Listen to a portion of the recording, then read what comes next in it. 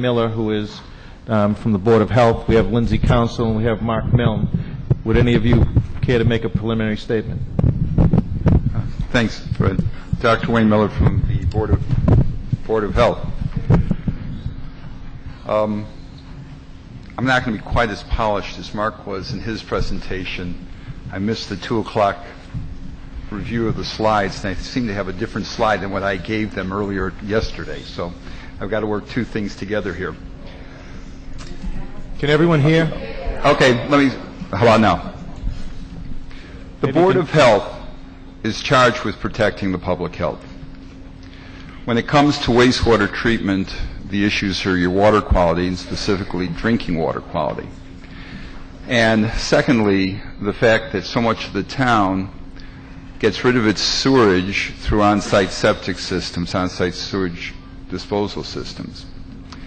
As the state has changed its rules and regulations repeatedly in the last 30 years, the board has found it more and more difficult when a system has failed, when a system needs to be replaced, to allow the homeowner to put in a system that is simple and straightforward.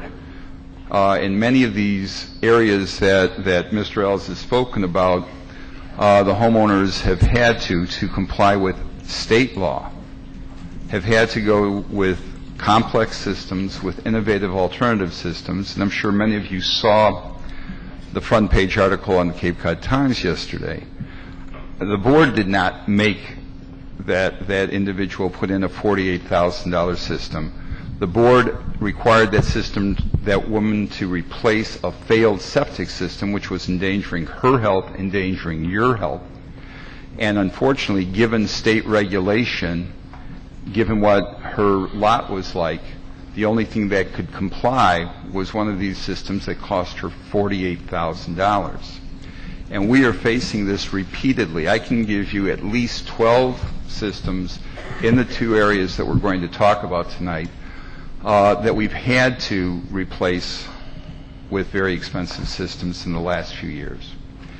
Since the town got approval in 2007 to go ahead with this comprehensive wastewater management plan, we have been working with homeowners and allowing them temporary fixes or partial fixes in anticipation of these areas being sewered. If the sewers do not go through, there's again about 12.5 properties that are currently under temporary fixes, which are going to have to proceed with these very expensive fixes, such as you read about in the Times the other day. Again, to stress what Mark Ellis said is that this is to protect your drinking water quality. That's why these two projects are here right now. Quality of water on our Southside estuaries. And what they have found is that each one of our Southside estuaries is nitrogen impaired for the Federal Clean Water Act standards. They have declared us to be in violation of those standards. They have imposed total maximum daily loads for nitrogen in those watersheds. Approximately 80% of the nitrogen in those watersheds comes from controllable sources. Approximately 80 to 85% of that nitrogen, the controllable nitrogen, comes from on-site septic systems. If we are going to comply with the federal law, we are going to have to reduce our nitrogen contribution to these watersheds by over 50%.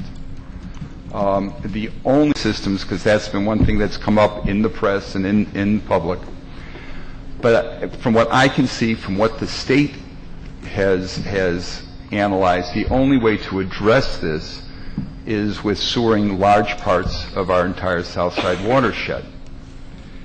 If we don't do this, and my own view is that we have a 3 to 5 year window to act on our own, I will guarantee you that we will find ourselves in a situation very akin to Boston and the MWRA. So let me just speak to those quickly, and I can answer any specific questions as we get into the individual discussions. I've been on the board now for 10 years approximately. I have seen a number of IA systems. These are innovative alternative septic systems, and they have additional treatment to allow certain things to be taken out. Some are focused on nitrogen, some are focused on pathogens like bacteria and viruses. Most of them involve mechanical parts, blowers, pumps, what have you.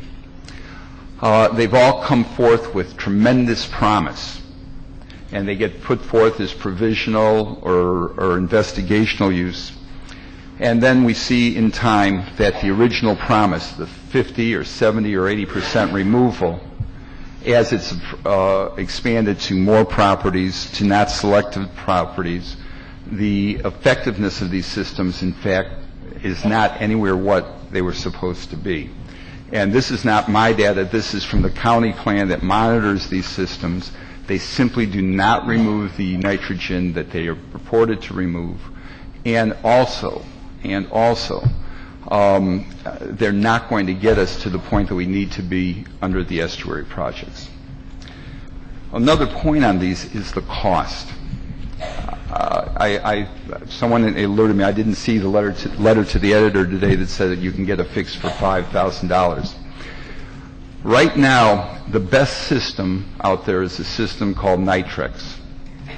And Nitrex's own website tells you for a simple, uncomplicated application of their system, it's $18,000 to $22,000. That's their data, not mine. Add on top of that $750